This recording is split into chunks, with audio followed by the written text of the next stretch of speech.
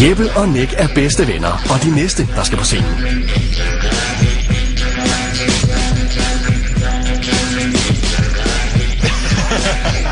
Hvor er det fantastisk. Vi er varmet fuldstændig op, drenge. Klar. Der er 3 dommer dernede. Værsgo. Så skal I helst.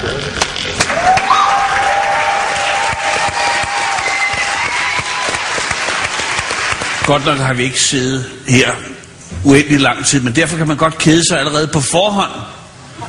Og jeg vil sige, at på baggrund af hvad jeg ser foran mig her, der keder jeg mig allerede frygteligt. I har stået derhjemme og tænkt, lad mig tage en rød hat på.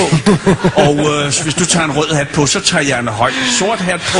Men jeg glæder mig allerede til voteringen. Lad mig sige det på den måde. Kom i gang, drenge, og spil ikke min tid mere. Sådan.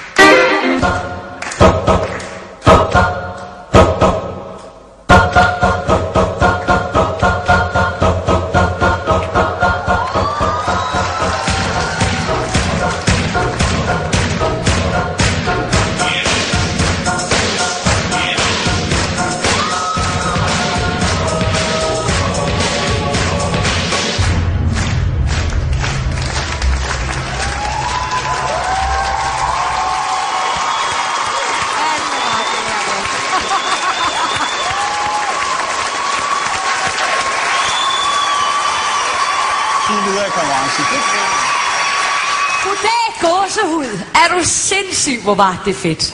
I er så overlegne, og jeg elsker sådan noget. Det var bare overraskelsesmomentet, der var surprise i det. I er så knalddygtige, altså. Det er helt vildt. Jeg er solgt. Tak. Det er således, at frøken Stein nogle gange, der følelserne løber af med hende. Derfor er det godt, hun sidder sammen med nogle strikte herrer, som ikke lader sig rive med af pøblen, der applauderer. Men det er krafteddermame godt, det laver. Det må jeg sige. Nå. Der kom den alligevel, hva'? Ja. altså bortset fra, I minder mig uheldigt meget om nogle rigtig beskidte drømme, jeg har. Ej, hvordan er det at være inde i Martin Hals hoved? Jeg tror ikke, der er så meget plads.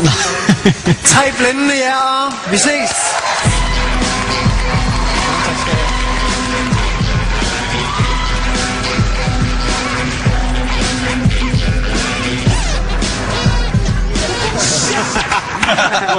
Super fedt. Tillykke. Hvordan gjorde de det? Det ved jeg ikke. Men de kan noget, de der knægte. Ja, de har det, vi kalder talent. Ja. Især Julie Steinke var vild med robotdrengene. Lad os kigge lidt nærmere på den anden dommer i panelet.